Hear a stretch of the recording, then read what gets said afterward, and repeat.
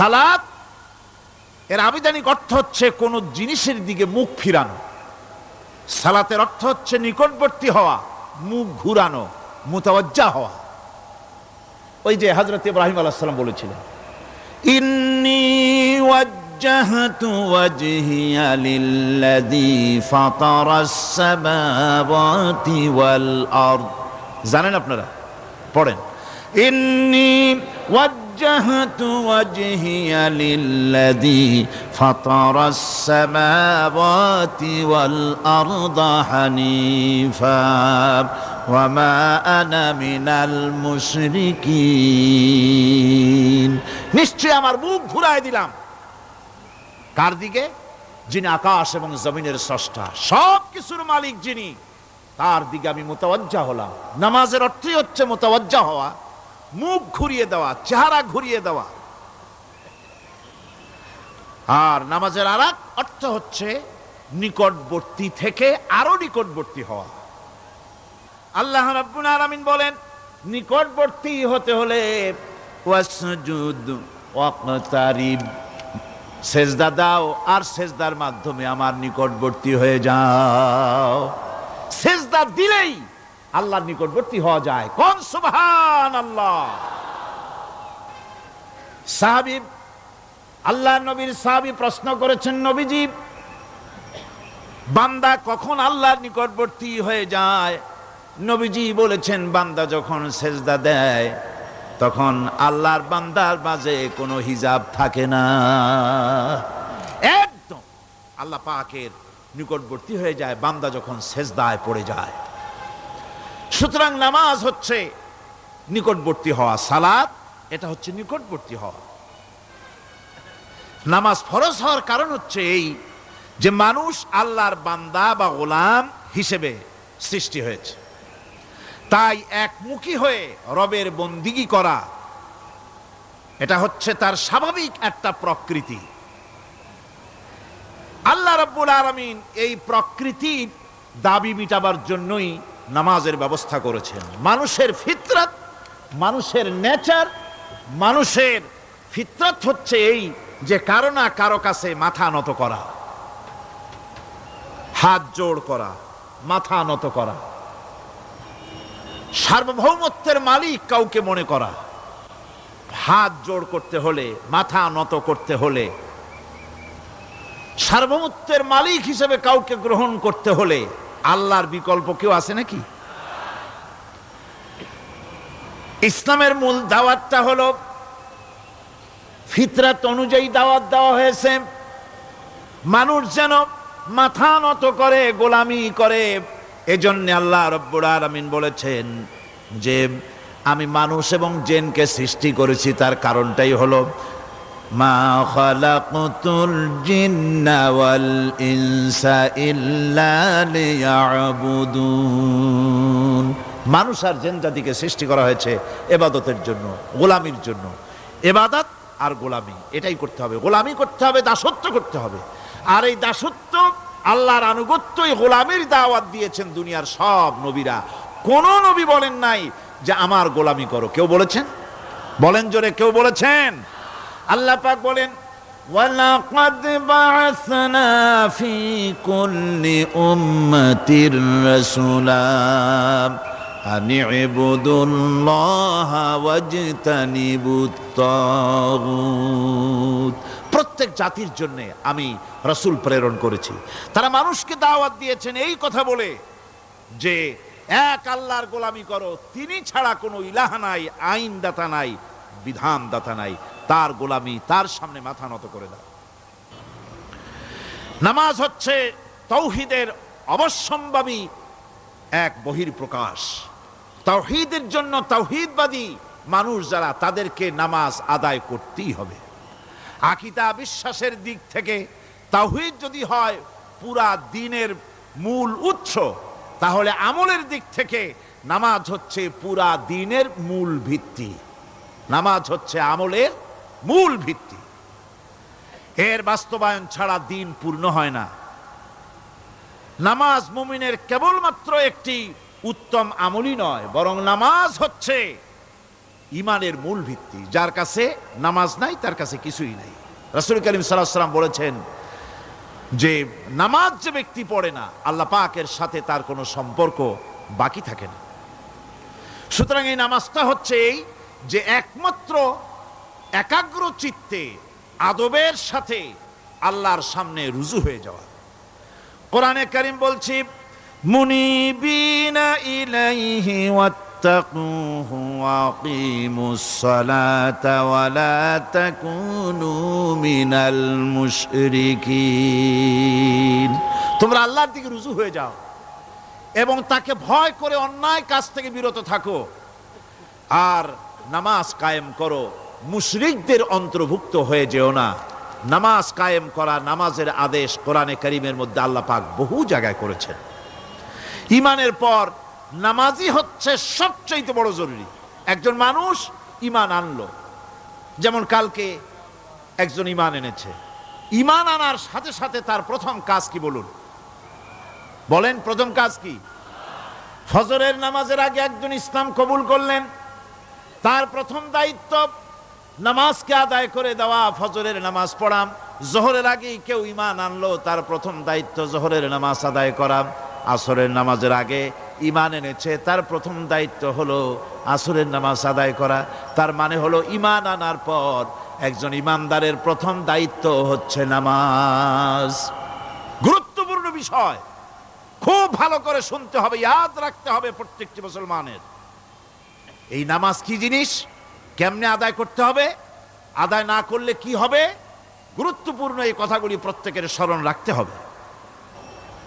কিয়ামতের দিন মানুষ যে জাহান্নামে যাবে, জাহান্নামের জন্য জাহান্নামে যে সব কারণে যাবে তার মধ্যে বড় কারণ কালকে বলেছিলাম, দেখি মনে আছে নাকি? বড় কারণ কয়টা? কয়টা? আলহামদুলিল্লাহ মনে আছে। আল্লাহ রাব্বুল আলামিন বলেন ইয়াতাসাআলুনা আনিল মুজরিমিন, কিয়ামতের দিন অপরাধীদেরকে জিজ্ঞেস করা হবে মা সালাকাকুম ফি সাকার, জাহান্নামে কেন আসছো? জবাবে তারা বলবে ক্বালু লাম নাকু মিনাল মুসাল্লিন ওয়া লাম নাকু নুতঈমুল মিসকিন, নামাজ পড়ি নাই আর এতিম মিসকিনদের খেতে দেই নাই, এই কারণেই জাহান্নামে এসেছি। কন নাউযুবিল্লাহ। নামাজ যারা পড়বে না জাহান্নামে যেতে হবে। কোথায় যেতে হবে?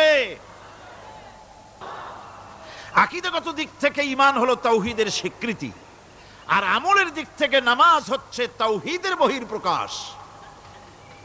আপনি মুসলমান তা প্রমাণ হবে নামাজ দিয়ে। নামাজহীন ঈমানের দাবি মূল্যহীন। যার নামাজ নাই তার ঈমানের দাবি করার কোনো মূল্যই নেই। অনেক এরকম কথা বলে, হুজুর আমি মানুষটা নিতান্ত খারাপ না, যাই মনে করেন, গ্রামে রাস্তা বানাইছি, ব্রিজ করে দিয়েছি, কালভার্ট করেছি, এতিম মিসকিনরে তাও মাঝে মধ্যে খাবার দেই, বিধবারে কাপড় চোপড় দেই, মানুষটা আমি নিতান্ত খারাপ না, তবে এই মাঝে মধ্যে একটু নামাজ পড়ি না, তাতে কি আমার ঈমান নষ্ট হয়েছে নাকি? আমি বলি ভাই ঈমানই তো নাই, নষ্ট হবে কি? ঈমান থাকলে না নষ্ট হবে? ঈমান নাই। সুতরাং একজন মুসলমান যদি নামাজ না পড়ে নিজেকে মুসলমান বলে দাবি করার কোনো হক তার নাই, দাবি করার অধিকার নাই। নামাজ হচ্ছে জিন্দেগি, নামাজটাই মূলত জিন্দেগি। নামাজটা কি? জিন্দেগি। আল্লাহ রাব্বুল আলামিন শিখাচ্ছেন কুল ইন্না সালাতি ওয়া নুসুকি ওয়া মাহইয়ায়া ওয়া মামাতি লিল্লাহি রাব্বিল আলামিন। মুহাব্বতের সাথে সবাই পড়েন কুল ইন্না সালাতি ওয়া নুসুকি ওয়া মাহইয়ায়া ওয়া মামাতি লিল্লাহি রাব্বিল আলামিন। বলো আমার নামাজ, বলো আমার নামাজ, আমার কোরবানি, আমার হায়াত, আমার মত সবকিছুই আল্লাহ রব্বুল আলামিনের জন্য নিবেদিত। আমার বেঁচে থাকা, আমার মরে যাওয়া সব আল্লাহর জন্য। সে আল্লাহ রাব্বুল আলামিন, তার জন্য সবকিছু নিবেদিত করতে হবে। আল্লাহ পাকের গোলাম আমাদের বানিয়েছেন, আল্লাহ আমাদের গোলামি করা লাগবে। আর গোলামির নমুনা যাকাত দিয়া, হজ দিয়া, দান দিয়া, সদকা দিয়া, কোন জিনিস দিয়ে নামাজের মতো গোলামির উৎকৃষ্ট প্রমাণ বা নমুনা আর কিছুতে নাই। আমি যে গোলাম তার উৎকৃষ্ট প্রমাণ হচ্ছে নামাজ। নামাজেই একটা মানুষ গোলামির অনুভূতিতে তাকে নিয়ে যায়। বাদশাহ হোক, মন্ত্রী হোক, পীর হোক, মৌলানা হোক, মুহাদ্দিস হোক, বড় লোক হোক, গরিব হোক, পুরুষ হোক, নারী হোক, যাই হোক, নামাজে দাঁড়াইলো, একেবারে কান্ডারে ধরিয়া কানের কাছে হাত দিয়া, হাত দুটো বাঁধিয়া মাথা নিচের দিকে দিয়ে দাঁড়ায় গেল। কিসের মতো? আসামির মতো, গোলামের মতো। সুবহানাল্লাহ। এদিক ওদিক তাকাইতে পারবা না, চোখটা থাকবে সেজদা যেখানে দিবা সেখানে।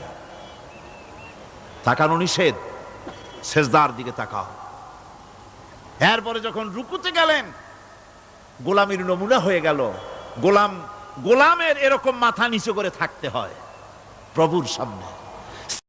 গেলেন, রাজা, বাদশাহ, বড় লোক, সব অহংকার চূর্ণ হয়ে গেল।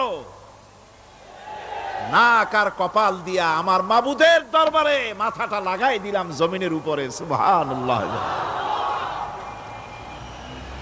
আমি আমার ভাষায় বলি, আমি আমার ভাষায় কথাটা এভাবে বলি, এই জমিনটা যদি কাগজ হয় আর আমার নাকটার কপালটা যদি কলম হয়, তাহলে আমি যে গোলাম দৈনিক 5 বার আমার নাক আর কপাল দিয়া জমিন নামক কাগজের উপরে, দাস খতের উপরে দৈনিক 5 বার নাক আর কপাল দিয়া সই করে দেই, আল্লাহ আমি তোমার গোলাম, আর কারো গোলাম নই। আমি একমাত্র তোমার গোলাম। ঘুমের থেকে উঠে সেজদা দিয়া বলি, দুপুরের সময় কাজ ফেলাইয়া আর একবার বলি, বিকেল আসার আগেই আসরে আর একবার বলি, দিন যখন শেষ হয় আর একবার বলি, রাতে যখন শুতে যাই আর একবার সেজদা দিয়া ঘোষণা করি, মাবুদ আমি তোমার গোলাম। সুবহানাল্লাহ।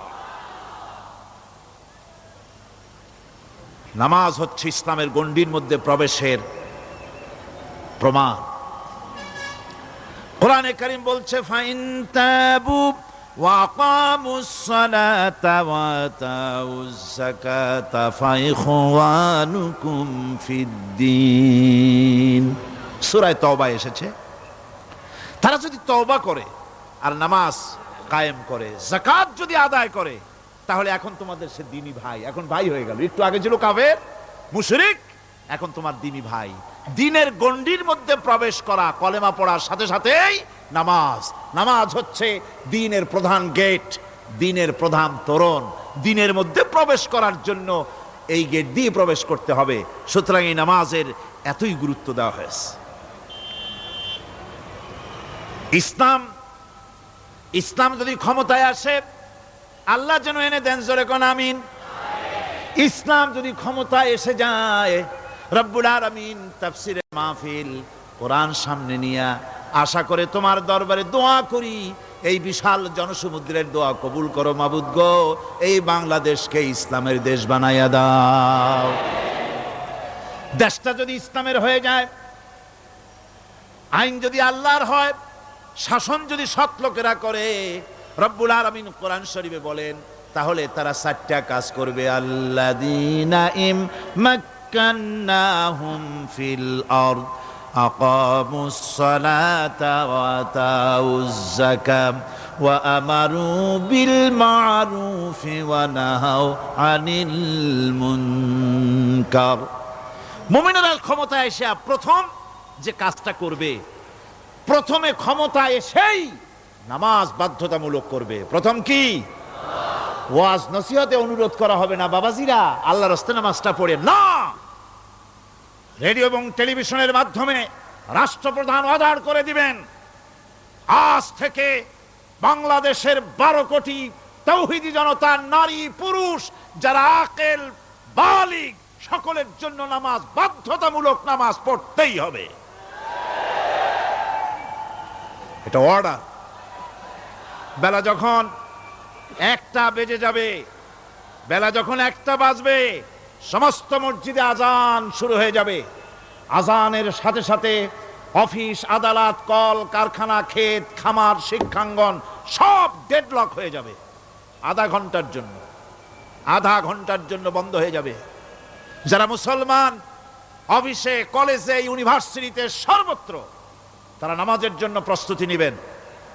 আধা ঘন্টার ভিতরে নামাজ আর খানা সেরে আবার কলেজ চলবে, বিশ্ববিদ্যালয় চলবে, কল চলবে, কারখানা চলবে, ক্যান্টনমেন্ট চলবে, সেক্রেটারিয়েট চলবে, সব আপন গতিতে চলতে থাকবে। আল্লাহর রহমত, বরকত আকাশ ফেরে নাজিল হয়ে যাবে। আর এই অর্ডার যে দেওয়া হবে, নামাজ পড়বেন সেখানে। থানায় যখন আজান হবে, থানায় আজান হয়ে গেছে, থানার স্টাফ, পুলিশ যারা আছে জামাতে খাড়া হয়ে যাবে, ইমামতি করবেন ওসি সাহেব। এসপির অফিসে এসপি সাহেব ইমামতি করবেন, ডিসি সাহেব তার অফিসে ইমামতি করবেন, মন্ত্রী সেক্রেটারিয়েট ইমামতি করবেন, প্রেসিডেন্ট বঙ্গভবন ইমামতি করবেন, বিশ্ববিদ্যালয়ের ভাইস চ্যান্সেলরের ইমামতিতে সে জায়গার মুসলমান ছাত্র ছাত্রী, শিক্ষক শিক্ষয়িত্রী এক জামাতে নামাজ আদায় করবে। এই যদি হয় চিত্র দেশের, অপরাধ থাকবে? থানায় ওসি সাহেব নিজেই যদি জামাতের ইমামতি করেন, এইভাবে নামাজ আদায় করেন পুলিশদের নিয়ে জামাতে, ঘুষ আর খাবে তারা? এসপি সাহেবের অফিসে, ডিসি সাহেবের অফিসে মন্ত্রীরা যদি এভাবে নামাজ কায়েম করে, তাহলে কি অন্যায় অপরাধ কিছু থাকবে সমাজে? থাকবে না। সুতরাং নামাজ বাধ্যতামূলক করে দেওয়া হবে। নামাজ বাধ্যতামূলক, সকলকে নামাজ পড়তে হবে। নামাজ হচ্ছে অপকর্মের প্রতিবন্ধক। নামাজ পড়লে অন্যায় কাজ থেকে বাঁচার পথ। অন্যায় থেকে বাঁচাই কিসে? নামাজ। আল্লাহ রাব্বুল আলামিন বলেন, উতলু মা উহিয়া ইলাইকা মিনাল কিতাবি ওয়া কিমিস সালাম ইন্নাস সালাতা তানহা আনিল ফাহশাই ওয়াল মুনকার। হে নবী, এই কিতাব তেলাওয়াত করো, যা তোমার প্রতি অবতীর্ণ করা হয়েছে, এই কিতাব তেলাওয়াত করো আর নামাজকে প্রতিষ্ঠা করো। নিঃসন্দেহে নামাজ মানুষকে পাপাচার থেকে বাঁচায়া দেয়। অশ্লীলতা, পাপাচার থেকে মানুষকে বাঁচায় কে? জোরে চিল্লায় কোন কে? নামাজ। এই নামাজ মানুষকে অন্যায় কাজ থেকে বাঁচায় দেয়। নামাজ যে মানুষকে অন্যায় কাজ থেকে বাঁচায়, কেমনে বাঁচায়? আমরা যে নামাজ পড়ি, এই নামাজে তো আমাদেরকে অন্যায় কাজ থেকে বাঁচাইতে পারে না। নামাজি বহুত মানুষ আছে অন্যায় করে, করে কিনা কোন? না করে না? করে। নামাজি অথচ অন্যায় করে। আর আল্লাহ বলছেন নামাজিকে, নামাজ তাকে অশ্লীলতা থেকে ফিরায়। তাহলে কথা কারটা ঠিক? আল্লাহরটা। জোরে বলেন, কারটা ঠিক? অবশ্যই আমার আল্লাহর কথা হক। আমি ভুল করতেছি, আমি যেন কোথাও ভুল করতেছি, সামথিং ইজ রং, কোথাও যেন আমরা ভুল করে বসতেছি, সেই ভুলটা কি আমরা আবিষ্কার করতে চেষ্টা করবো ইনশাআল্লাহ। প্রথম যে কথাটা সেটা হচ্ছে এই যে আমরা যা নামাজে পড়ি আমরা তা বুঝি না। কথা ঠিক কিনা? আমি যদি এখন প্রশ্ন করি সামি আল্লাহু লিমান হামিদা অর্থ কি কোন, ফার্স্ট ডিভিশনে কয়েকটা লেটার নিয়ে ফেল করবেন এরকম লোক আছেন না নাই? সুবহান রাব্বিয়াল আলা অর্থ কি জানি না, সুবহান রাব্বিয়াল আযীমের অর্থ কি জানি না, দোয়া কুনুত অর্থ কি জানি না, তাশাহুদ অর্থ কি জানি না, সূরা ফাতিহার অর্থ কি জানি না, এমন কি উজুর মধ্যে কয়টা ফরজ তাও অনেকের জানা নাই। কথা কি বেশি বললাম না ঠিক বলছি? একজনের জিজ্ঞেস করলো, মিয়া উজুতে কয় ফরজ? কয় হুজুর কি মনে করেন এটা বুঝি জানি না, এটা তো সাধারণ ব্যাপার, বলেন না কয় ফরজ? কয় উজুতে তো 17 ফরজ। কি কি? কয় হাত ধোয়া, পাও ধোয়া, মুখ ধোয়া, নাক ধোয়া, চোখ ধোয়া, জিহ্বা ধোয়া, মাথা ধোয়া। বলতে বলতে গুনে দেখা গেল প্রায় 19টার মতো বলছে। বলা হলো, মিয়া বললেন আপনি উজুতে ফরজ 17টা, কইলেন আপনি 19টা। কয় হুজুর জানি আরো, বলি না আপনাদের ভয়তে। উজু জানে না, নামাজ জানে না, তাকেই নামাজ কেমনে ফিরাবে অন্যায় কাজ থেকে। কথা বুঝতে পেরেছেন? নামাজে আল্লাহু আকবার বললাম, এরপরে সানা পড়লাম, তারপরে সূরা ফাতিহা পড়লাম। সূরা ফাতিহার ভেতরে যে সমস্ত কথাগুলি বললাম সেই কথাগুলি বুঝি না, কি বলেছি তাও জানি না। এরপরে সুবহান রাব্বিয়াল আলা বলেছি, সুবহান রাব্বিয়াল আযীম বলেছি, সামি আল্লাহু লিমান হামিদা বলেছি, অর্থ কি জানি না। আল্লাহ তা শুনতে পান, যে ব্যক্তি আল্লাহর প্রশংসা করেন তিনি তা শুনতে পান। নামাজের মধ্যে আইডিয়া দেওয়া হচ্ছে, তুমি যে আল্লাহর জন্য নামাজ পড়তেছো, প্রশংসা করতেছো, এটা এমন নয় যে আল্লাহ পাক দেখছেন না বা শুনতেছেন না। তুমি যা বলতেছো, প্রশংসা করতেছো, আল্লাহ পাক তা শুনতে পাচ্ছেন। সামি আল্লাহু লিমান হামিদা, সুবহান রাব্বিয়াল আলা, আমি মহান সর্বশ্রেষ্ঠ আল্লাহ রাব্বুল আলামিনের পবিত্রতা ঘোষণা করছি, আমি তার প্রশংসা করছি। সূরা ফাতিহার কি আমরা বলি আপনারা ব্যাখ্যা দেখে বুঝে নিয়েন, সেগুলি আমি এখানে বলে বাকি কথা সব শেষ করতে পারবো না। নামাজে কি পড়েন সেটা যদি জানতেন, অবশ্যই আল্লাহ রাব্বুল আলামিনের কথা কার্যকরী হয়ে যেত। ইন্নাস সালাতা তানহা আনিল ফাহশাই ওয়াল মুনকার, নামাজ মানুষকে পাপের কাজ, অশ্লীলতা থেকে ফিরাতে পারে। আল্লাহ ইন্না বসায়ছেন, নিশ্চয়ই, বেশক, অবশ্যই নামাজ পাপ থেকে ফিরাবে। কিন্তু কেমনে ফিরাবে নামাজ তো বুঝি না, নামাজ তো বুঝি না। খালি সেজদা দেয় জনমের মতো, আর সেজদা কি? নামাজে যদি দেখে ইমাম দেরি করতেছে, আত্তাহিয়াত পড়তে দেরি হয়ে যাচ্ছে, পিছন থেকে সিগন্যাল মারে, ঠিক কিনা? বেয়াদব, বেয়াদব। তোমার নামাজ, তোমার আত্তাহিয়াত আগে শেষ হয়েছে, তাতে কি হয়েছে? চুপ করে বসে থাকো। ইমামকে কাশি দিয়া সতর্ক করার অধিকার তোমার নাই। যদি ইমামকে সতর্ক করার জন্য কাশি দিয়ে থাকো, তোমার নামাজ ফাসেদ হয়ে যাবে। এটা ফাজলামি করার জায়গা না, এটা নামাজ। এর নাম কি? ধীরে সুস্থে নামাজ পড়তে হবে। অনেকে মসজিদটারে মনে করে জেলখানা, ঢুকতে যত দেরি, বেরোতে পারলে যেন বাসে যান ছটফট করে।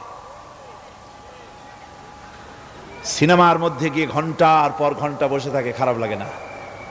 মসজিদে কেরাত যদি একটু লম্বা পড়ে, পিছনে বসে খালি কি যে করে, মনে মনে বলতে থাকে যে ইমাম এমন কাঁচা ছাড়া ছাড়ি না। আর গান যখন শোনে, শুনতেই থাকে, কত মজা, ঘুম আসে না। নাউযুবিল্লাহ। সুতরাং নামাজে কি পড়েন সেটা আপনাকে বুঝতে হবে।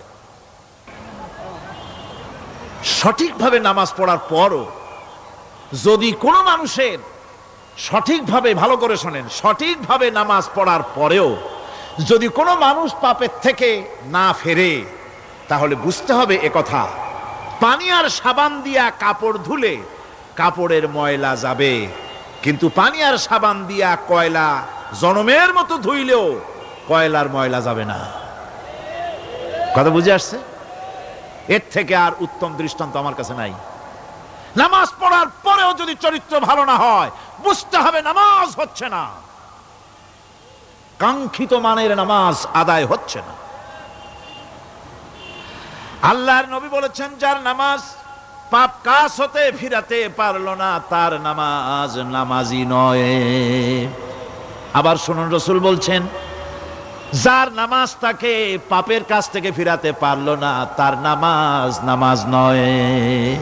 ওইটা নামাজ হয় নাই, যার জন্য তার পাপ থেকে তারে ফিরাইতে পারছে না। আর কিয়ামতের দিন বেনামাজিরা সবচাইতে বেশি অপমানিত হবে। সবচাইতে বেশি অপমানিত হবে কারা? বেনামাজিরা। কিভাবে? ইয়াউমা ইউকশাফু আন সাকিন ওয়া ইউদআউনা ইলাস সুজুদি ফালা ইস্তাতিউন। সেদিন কঠিন সময়, আল্লাহ রাব্বুল আলামিন লোকদেরকে সিজদা করার জন্য বলবেন, কিন্তু যারা বেনামাজি ছিল দুনিয়ায়, তারা সিজদা দিতে পারবে না। বলেন নাউযুবিল্লাহ। অবস্থাটা কি হবে? খাশিআতান আবসারুহুম তারহাকুহুম যিল্লাহ, তাদের দৃষ্টি নিচু হবে, লাঞ্ছনা এবং অপমান তাদের উপরে চেপে বসবে, সেজদা দিতে পারবে না। আল্লাহ আমাদেরকে ক্ষমা করুন। কিয়ামতের দিন হযরত আদম আলাইহিস সালাম থেকে শুরু করে পৃথিবীর সমস্ত মানুষের সামনে আল্লাহ রাব্বুল আলামিন সেজদা করার জন্য অর্ডার করবেন। যারা নাকি বেনামাজি ওরা আল্লাহর দরবারে সেদিন সেজদা দিতে পারবে না, লাঞ্ছিত অপমানিত হবে। যারা কোন নাউজুবিল্লাহ।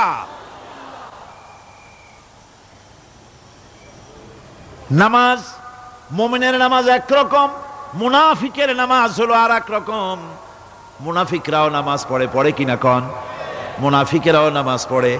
মুনাফিকেরা যখন নামাজ পড়তে যায় আল্লাহ রাব্বুল আলামিন বলতেছেন ওয়া ইযা কামু ইলাস সালাতি কামু কুসালা।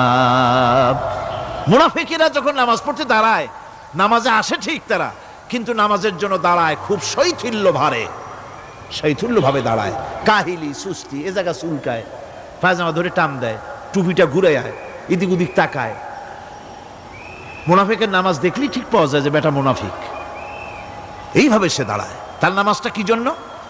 ইউরাউনান নাসা ওয়া লা ইয়াযকুরুনাল্লাহা ইল্লা কালিলা।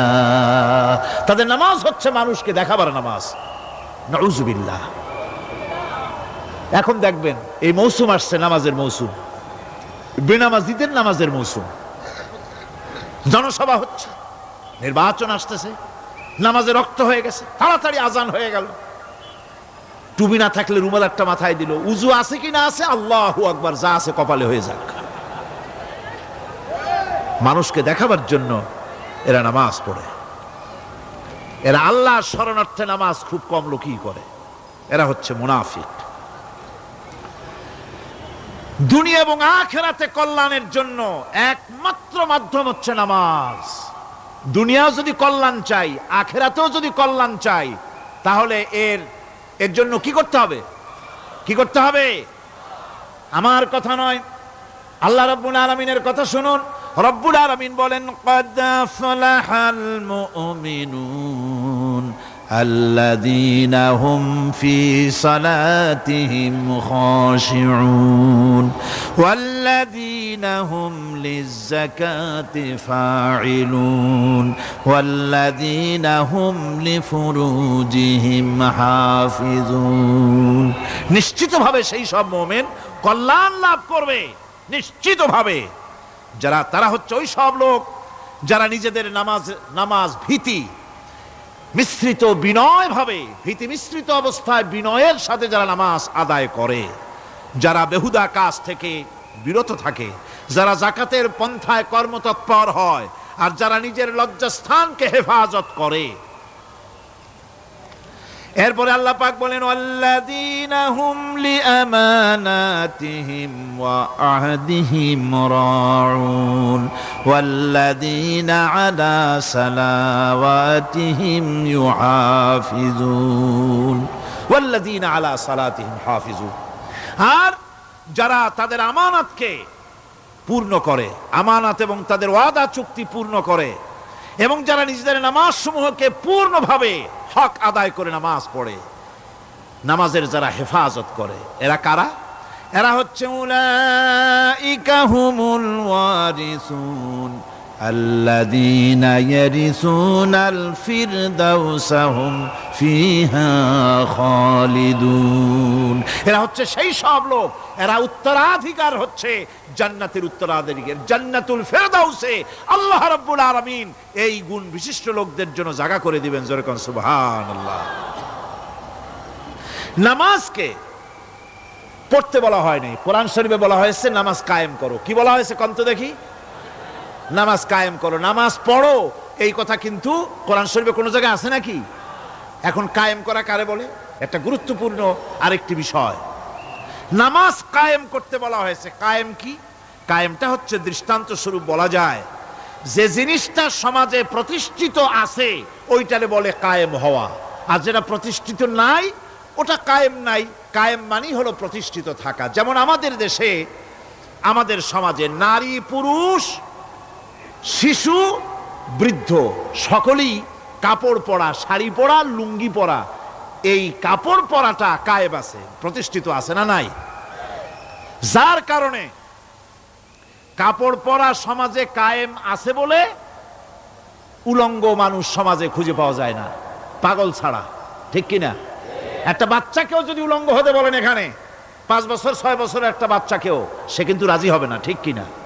যেহেতু কাপড় পরা সমাজে প্রতিষ্ঠিত আছে সেহেতু উলঙ্গ মানুষ পাওয়া যায় না, কাপড় পরাটাই এখানে প্রতিষ্ঠিত। সুতরাং এখন অবস্থাটা এই হয়েছে, কাপড় পরা প্রতিষ্ঠিত আছে বলে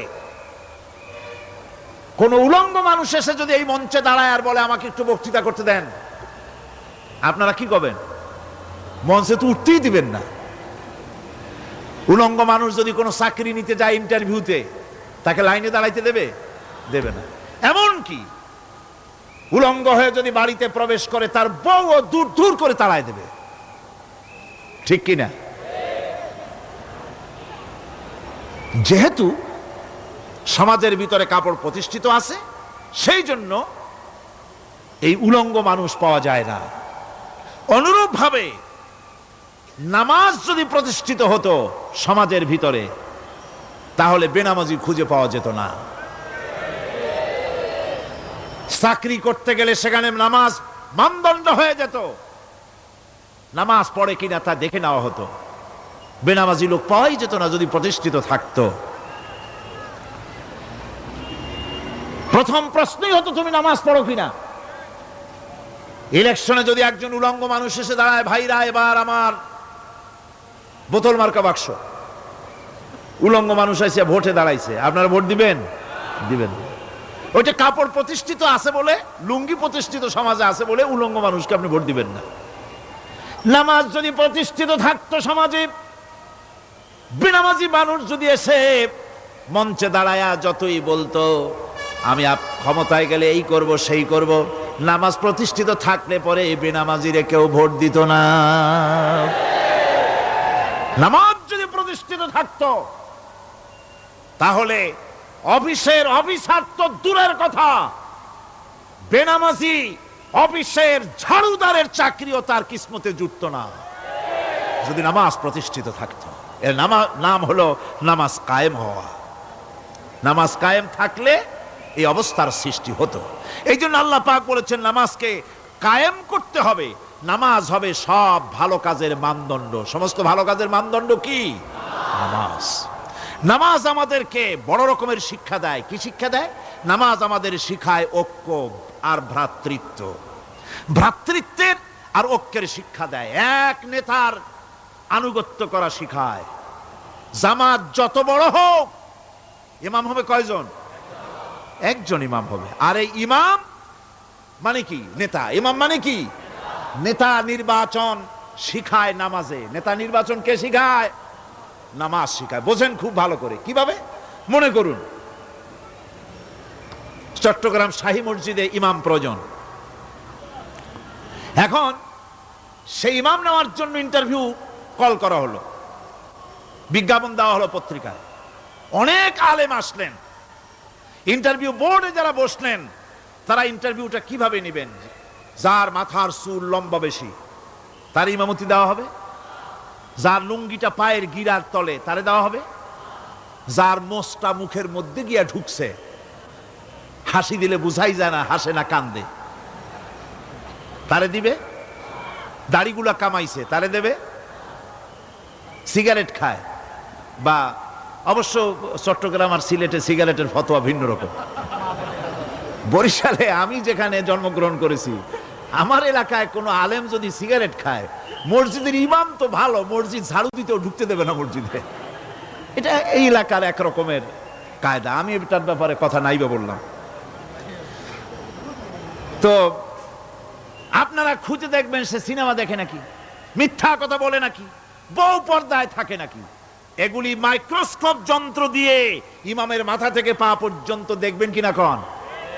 আচ্ছা এবার কন তো দেখি, এই ইমাম সাহেব ইমামতি করবে কতজন লোকের?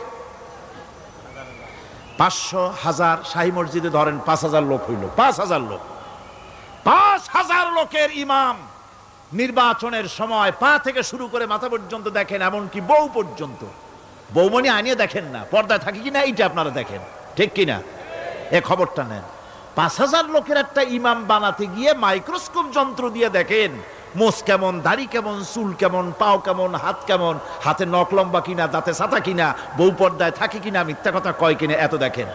আর যখন নির্বাচন আসে তখন 2.5 থেকে 3 লক্ষ মানুষের জন্য একজন এমপি নির্বাচিত হয়। সেই ইমামকে বাছাই করার জন্য নামাজ পড়ে কিনা, জিনাকার কিনা, মদখোর কিনা, সুদখোর কিনা, ঘুষখোর কিনা, বদমাশ কিনা বাছাই করা হয় না।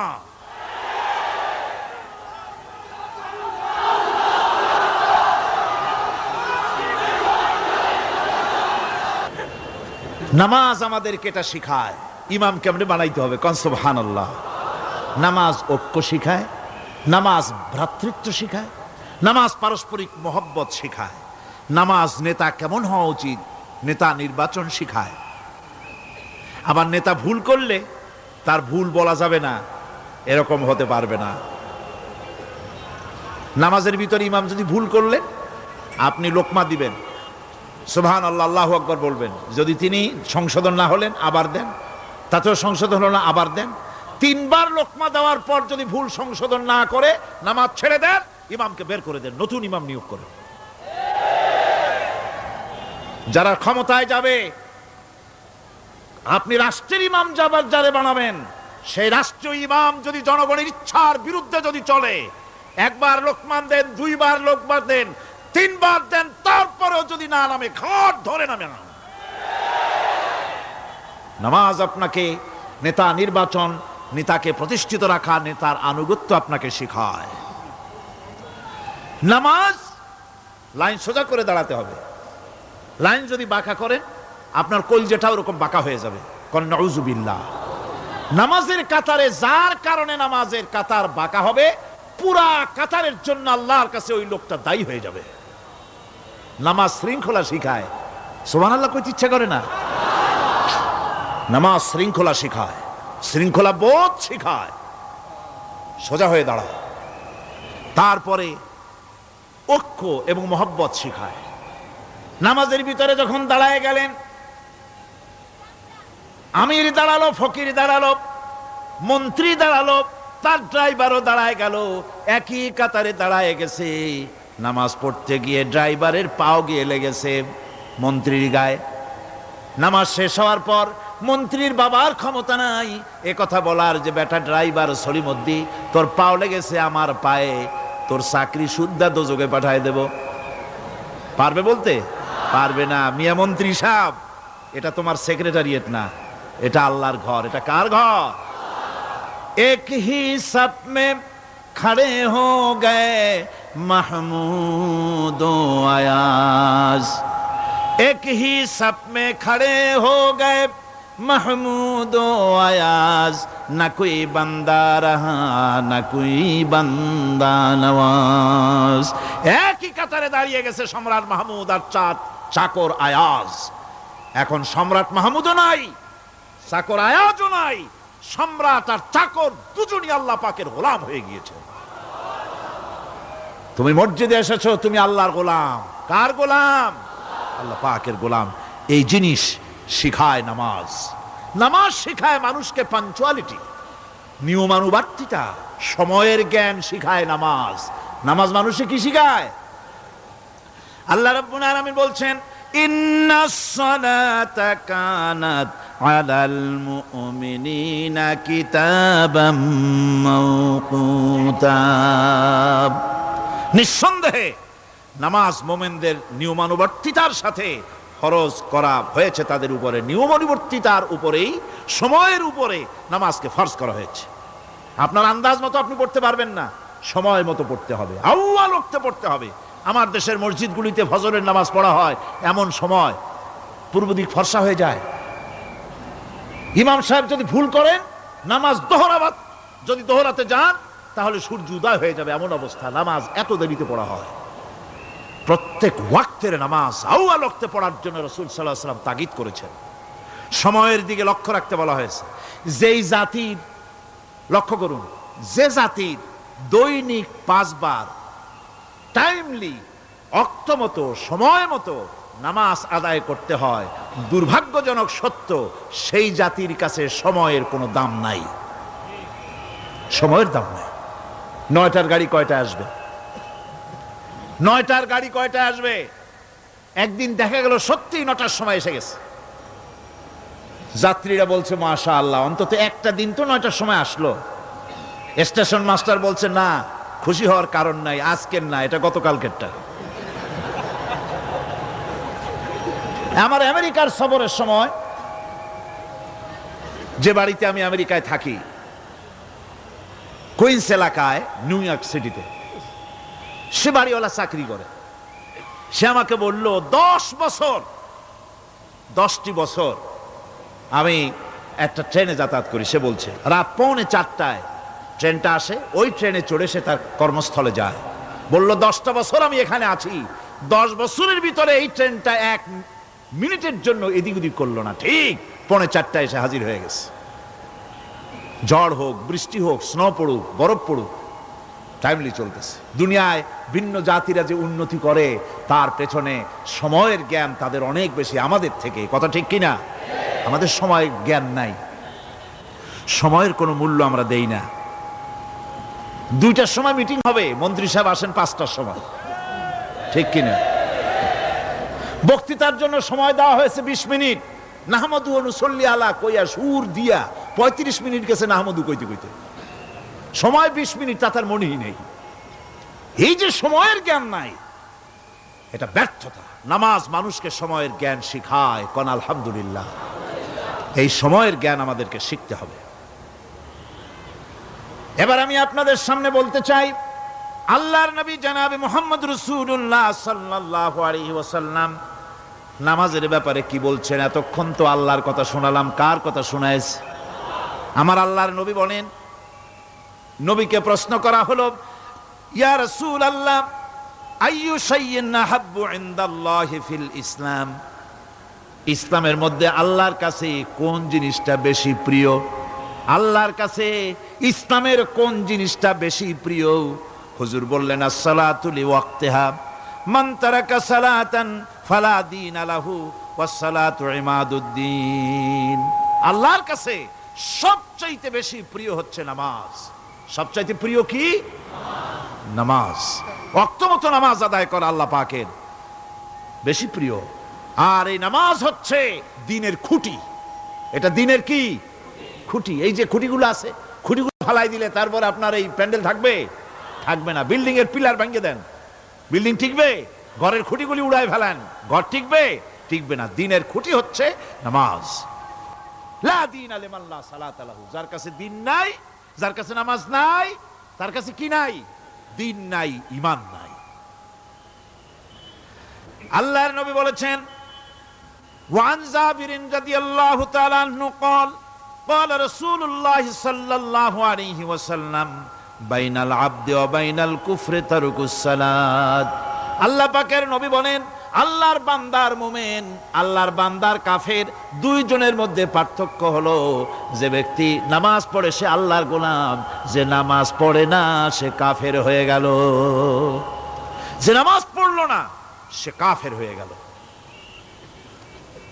মান তারাকা সালাতান মুতাআম্মিদান ফাকাদ কাফারা, যে ব্যক্তি ইচ্ছে করে নামাজ ছেড়ে দিল সে কাফের হয়ে গেল। বলেন নাউযুবিল্লাহি মিন যালিক। এই জন্য নামাজ আদায় করা বাধ্যতামূলক প্রত্যেকটি মুসলমানের জন্য। রাসূল করিম সাল্লাল্লাহু আলাইহি সাল্লাম একটা দৃষ্টান্ত দিয়েছেন, কারো বাড়ির সামনে যদি একটা নাহার থাকে, একটা পুকুর থাকে, একটা খাল থাকে প্রবাহিত, এতে যদি ওই বাড়িওয়ালা দৈনিক 5 বার গোসল করে, তাহলে তার গায়ে কি কোনো ময়লা থাকে?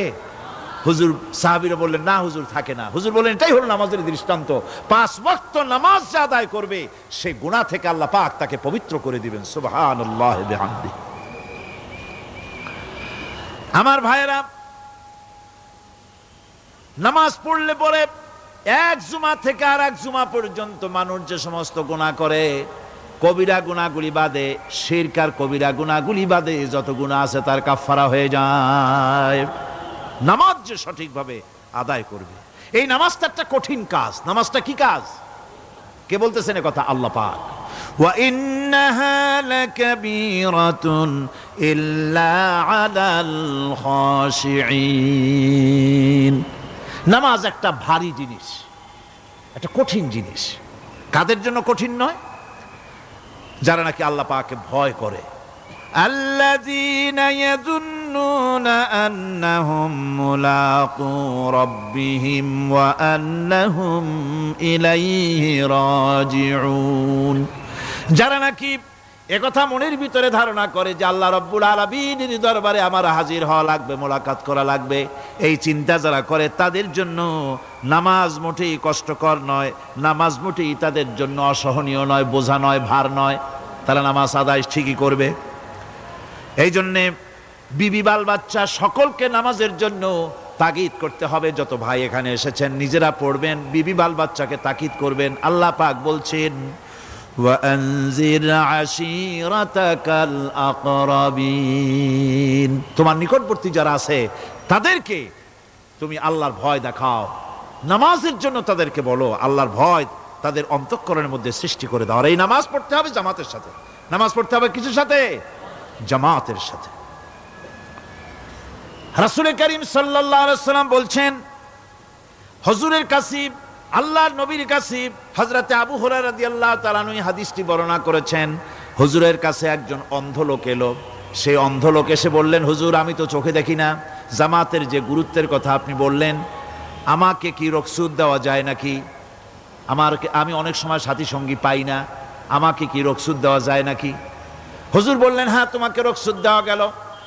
অন্ধ যখন হেঁটে যাচ্ছিলেন, নবীজি তাকে আবার ডাকলেন, ডেকে জিজ্ঞেস করলেন, অন্ধ নামাজের মসজিদের আজান কি তোমার কানে যায়? বলে, হ্যাঁ আমি আজান শুনি। হুজুর বললেন, আজানের জবাব দিবা, মসজিদে এসে জামাতে নামাজ পড়বা। একজন অন্ধকে রুখসত দেওয়া হয় নাই। মসজিদে আজান শোনার পর ঘরে বসে যদি নামাজ আদায় করেন, নামাজের হক আদায় হবে না। হুজুর সাল্লাল্লাহু আলাইহি ওয়াসাল্লাম বলেছেন, মসজিদে আজান হওয়ার পর যে ব্যক্তি ঘরে বসে নামাজ পড়ে, আমার ইচ্ছা হয় ঘরটা আগুন দিয়ে জ্বালায় দেই। কে বলতেছেন? রাহমাতুল লিল আলামিন বলতেছেন। রাহমাতুল লিল আলামিন বলতেছেন, ঘরের মধ্যে যদি মেয়ে লোক আর বাচ্চারা যদি না থাকতো, তাহলে আমার ইচ্ছা হয় আমি বলি আগুন দিয়ে ঘরটারে জ্বালায় দাও। এই ঘরের মহব্বতেই তো সে বাইর হয় না। নামাজের এত বড় গুরুত্ব দেওয়া হয়েছে। আমার বন্ধুগণ, এই নামাজের জামাতি আল্লাহর নবী জীবনের শেষ নামাজ জামাতে আদায় করেছেন। জীবনের শেষ নামাজটাও জামাতে আদায় করলেন। তখন তার এমন অবস্থা, এত অসুস্থ, দাঁড়াতে পারেন না, হাঁটতে পারেন না। দুইজন সাহাবীর কাঁধের উপরে ভর করে তারপরে বহু কষ্ট করে মসজিদে গিয়ে নামাজ আদায় করেছেন। খুতবা দিয়েছেন। বললেন, খুতবা দিতে গিয়ে বললেন, আজ থেকে মসজিদে নববীর চতুর্দিকের সকলের দরজা বন্ধ হয়ে যাবে, শুধু আবু বকরের দরজাটা খোলা থাকবে। আল্লাহর নবী বললেন, আল্লাহ রাব্বুল আলামিন এই পৃথিবীতে তার এক বান্দাকে জাগতিক সব সম্পদ দিতে চেয়েছিলেন, কিন্তু সে বান্দা সব জাগতিক সম্পদকে উপেক্ষা করে মাবুদের সঙ্গে দেখা করা বেশি জরুরি, বেশি পছন্দ মনে করেছেন। এতটুকুন কথা নবীজি বললেন, কেউ কিছু বুঝলো না। হযরতে আবু বকর রাদিয়াল্লাহু তাআলা আনহু হুজুরের এই কথা শুনে কাঁদতে কাঁদতে তিনি অস্থির হয়ে যাচ্ছেন। সাহাবীরা চিন্তা করলেন, হুজুর কার না কার কথা বলেছেন, তাতে কান্নার কি আছে?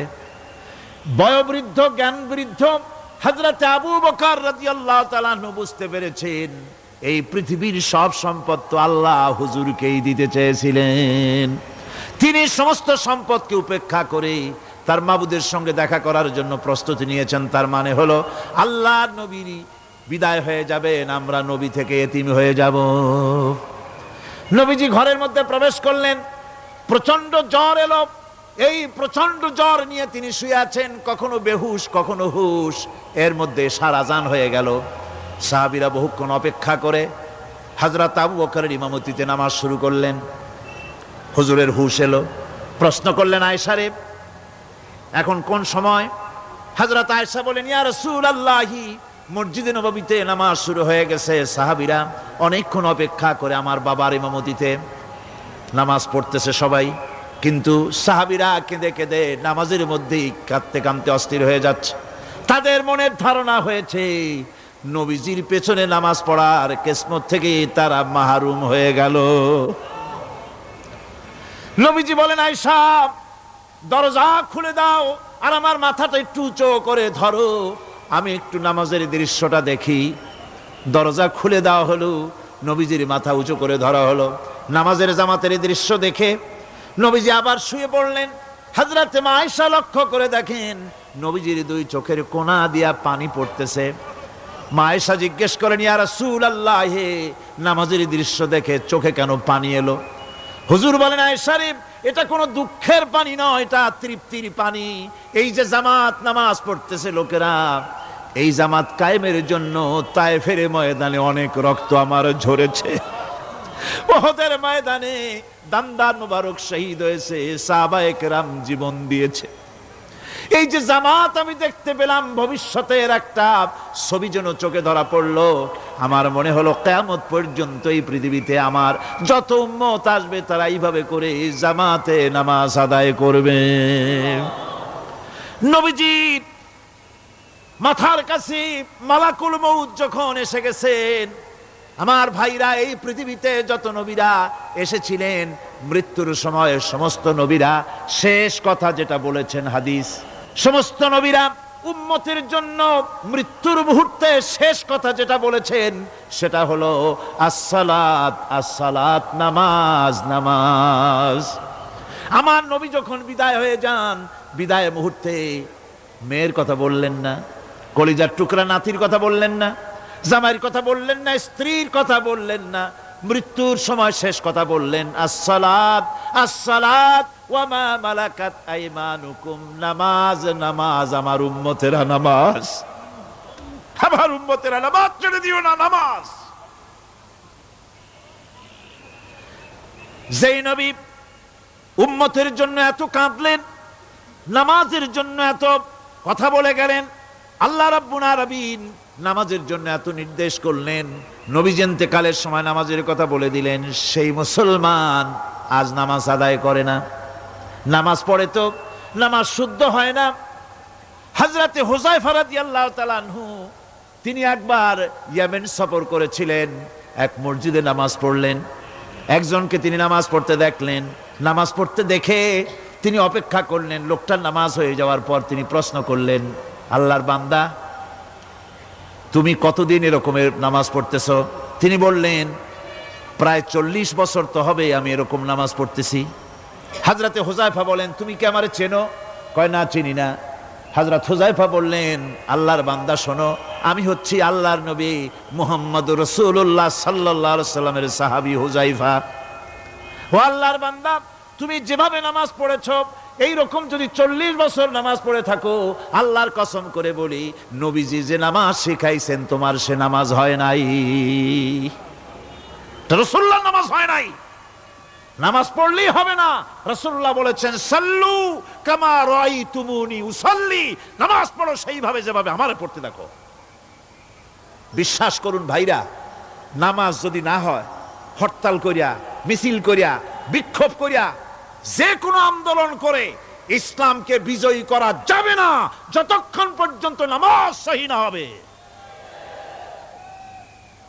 নামাজ হচ্ছে ফাউন্ডেশন, নামাজ নাই কিচ্ছু নাই।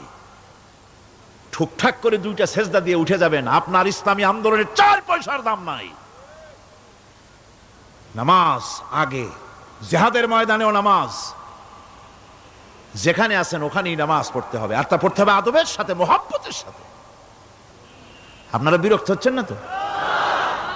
হাদিস শরীফ থেকে শোনাচ্ছি, আল্লাহর নবী এক জিহাদ থেকে ফিরে এসেছেন, রাত কাটাচ্ছেন, শিবির তাবু গেড়েছেন, কয়েকজনকে পাহারার দায়িত্ব দিলেন রাতের বেলায় পাহারা দিতে, বাই রুটেশন, 2 জন ঘুমাবে, 2 জন পাহারা দেবে। 2 জনের ভাগ্যে পাহারা পড়লো রাত 12টার পরে, পাহারা দিতেছেন। 2 জনের একজন বলল, 2 জন জেগে না থেকে আমরা একজন ঘুমাই, একজন পাহারা দেই। কোনো অসুবিধা হলে আমার উঠায় দিও। বলে ঠিক আছে। একজন ঘুমায় গেল, একজন পাহারা দিতেছে। তিনি আবার মনে করলেন খামোখা দাঁড়ায় না থেকে সময়টা নামাজের মধ্যে কাটায় দেই। তিনি নামাজ পড়া শুরু করে দিলেন। দুশমন এসে গেছে। দুশমন দূরে দেখতেছে, একটা গাছের মতো দেখা যায়, অন্ধকারে মানুষ না গাছ বোঝার জন্য তীর নিক্ষেপ করলো। তীরটা এসে তার বাম হাতের ভিতরে বাহুতে ঢুকে গেল। নামাজ ছাড়লেন না। এরপরে দুশমন আর একটা তীর মারলো, সেই তীরটার ডান বাহুতে লেগে গেল। সাহাবী তাড়াতাড়ি রুকুতে গিয়ে নামাজ আদায় করলেন। আর ওই দুশমন বুঝতে পারলো যেটা মানুষ। দুশমন দৌড় দিল। নামাজ শেষ করে সাথীকে উঠালেন। সাথী উঠে দেখে দুই দিকে দুই তীর বসানো। ভাই, তোমার গায়ে তীর কেন?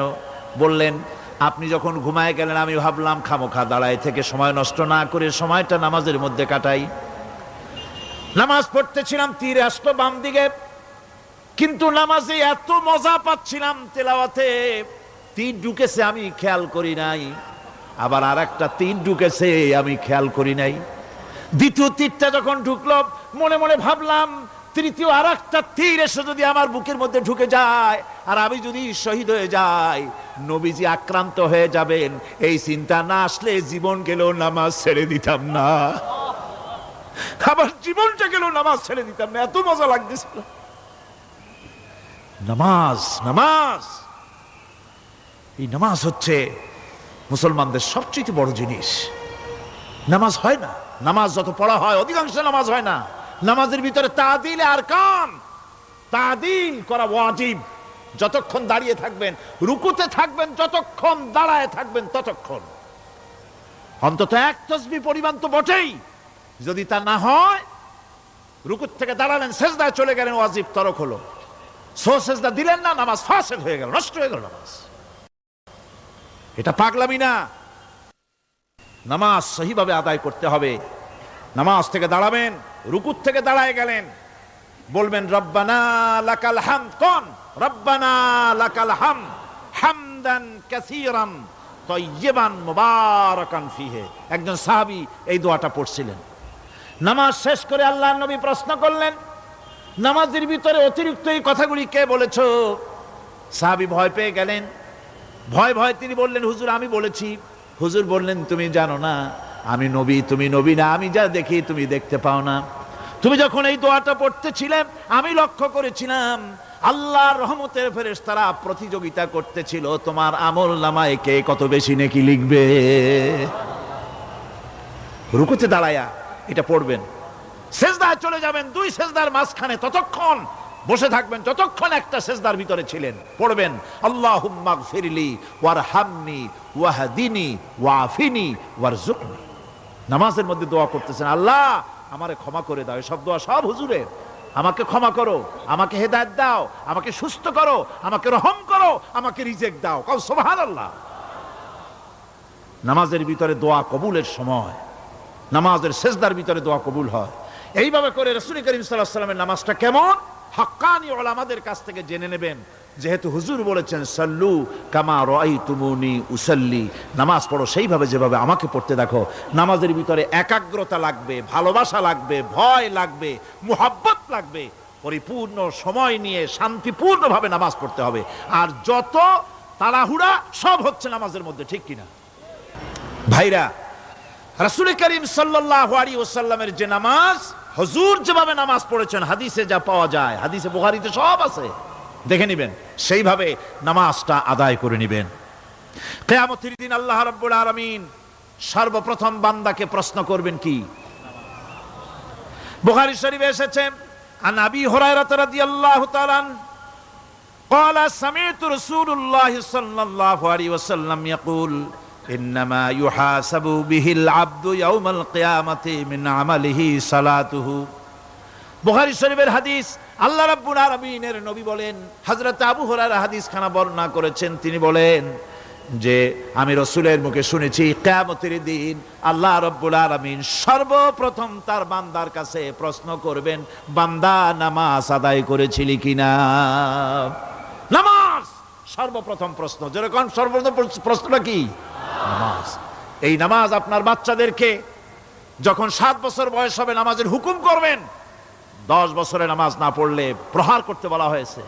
নামাজের জন্য কড়াকড়ি করতে হবে। পুরুষ নারী মেয়েদের মাসের ভিতরে কখনো কখনো তাদের যে সমস্ত মাসলা মাসাইল আছে সেই অনুযায়ী কখনো তাদের ক্ষমা আছে, বাকি তাদের নামাজ পড়তে হবে। আর পুরুষের জন্য পাগল হয়ে যাওয়া, বেহুশ হয়ে যাওয়া ছাড়া নামাজ মাপ নাই, নামাজ পড়তেই হবে। এই যে নামাজ না হলে ঈমান থাকবে না, ঈমান নষ্ট হবে, কিয়ামতে জাহান্নামে যাওয়া লাগবে, এসব কথা শোনার পর আজকের তাফসীরুল কোরআন মাহফিলে আমরা কি ওয়াদা করতে পারি যে আমরা মালাকুল মউত যতক্ষণ পর্যন্ত আমাদের মাথার কাছে না আসবে নামাজ ছেড়ে দেব না? এই ওয়াদা কি করতে পারি?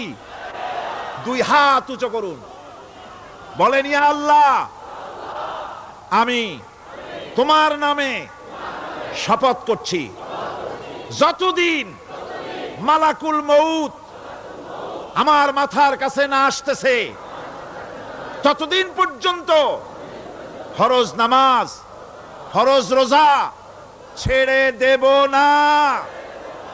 ইয়া আল্লাহ, মৃত্যু পর্যন্ত আমার এই ওয়াদা পালনের তৌফিক আমাকে দান করো, আমিন। আল্লাহ পাক আমাদের এই ওয়াদা মঞ্জুর করুন, জোরে কোন আমিন। আলোচনার শেষ পর্যায়ে এখন আমরা মুনাজাতের দিকে যাব। দাঁড়ানো ভাইয়েরা সবাই বসেন, মুনাজাতের শরীক হন। আল্লাহ রাব্বুল আলামিন নামাজের জন্য আমাদেরকে দোয়া শিখাই দিয়েছেন, কোন সুবহানাল্লাহ। কে শিখাইছেন দোয়া?